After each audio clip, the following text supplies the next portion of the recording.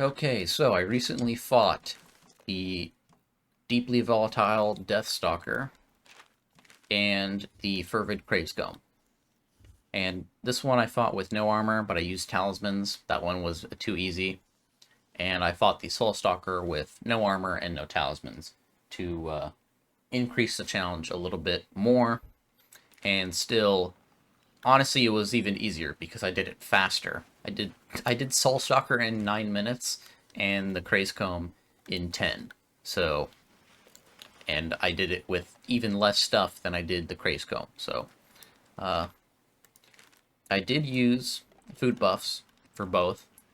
Um, and honestly, I think the food buffs are what played a instrumental role in the fact that the Soulstalker one was a little bit faster, and that's because I used smoked meat, which gives you attack boost and critical chance on top of the, health increase. So that's what I'm assuming to be the main factor in why the Soulstalker hunt was faster.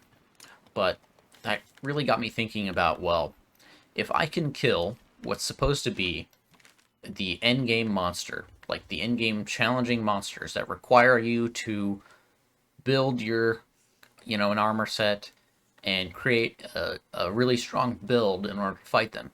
Well, if I can do that without any build at all, and just my weapon and food buffs, that I think is a problem. And kind of goes to show how I think armor skills need a little bit of a boost in what they can provide.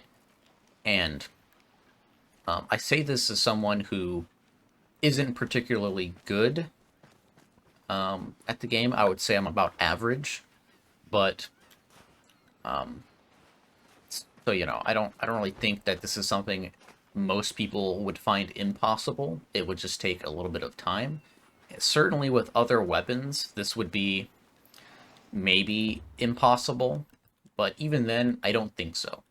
Because there isn't really anything I do with the claw blades that you can't do with another weapon. You just need to kind of supplement what I can do with the claw blades with the Karakuri tools instead. Essentially. Because the thing about the claw blades is that they're just an extremely good tool for, what's it called? Hold up. Let me try and put this training dummy down so I can explain what it is that's so good about the claw blades. It's basically the fact that you can hook into the monster, and then you've got pretty much free reign to jump up in the air and dodge around, and go into your Karakuri, and then if you want to hook back in the monster from a safe distance, you can. You just need to aim, and you can hook back in, come in, do attacks, dodge out whenever you're about to get hit by something, and then after the attack is done, come back in, and then, you do the final attack that you can do.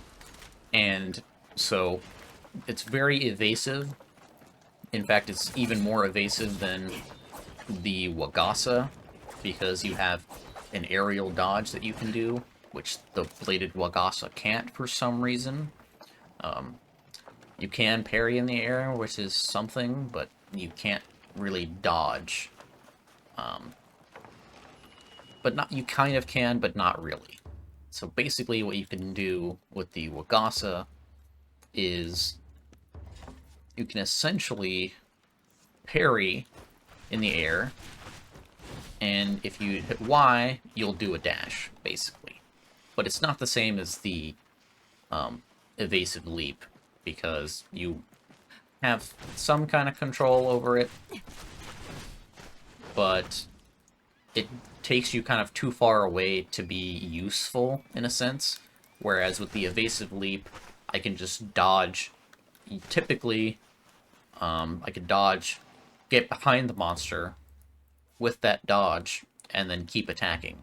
So I can stay close in the monster's face and constantly doing damage, right? So I could be attacking, and then I can dodge over, and then get some more attacks in, basically, right? Unlike the Wakasa. And For the other weapons that don't have really any kind of aerial option, you're going to really need to take advantage of the Karakuri and, you know, fusion Karakuri and all that kind of stuff in order to be able to do it, but I definitely think it's possible. It just would need to take a lot more time. You need to be a lot more careful and pay a lot more attention to the monster's moves and, you know, all that stuff, but it would definitely be possible. And probably take even less time depending on how you build your weapon. I'm definitely want to try this with the Nodachi, just to see how ridiculously fast I could do it with no armor, because I think that would be pretty funny.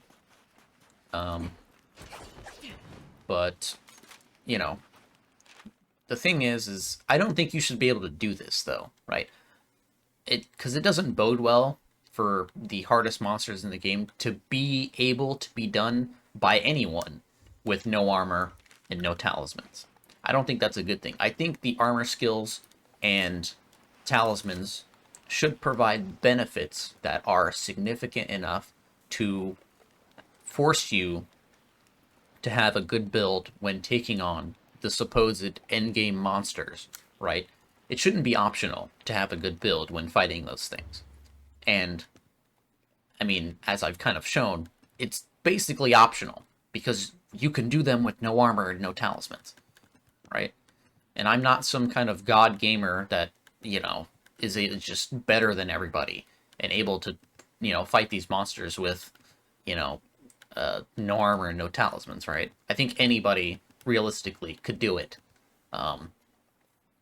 And so I feel like armor skills should be buffed in a sense to kind of make them on par with the weapon crafting, because I don't feel they're on par with weapon crafting at all. I think they significantly need to increase the kind of benefits that certain armor skills give. But anyways, that's pretty much everything that I wanted to say.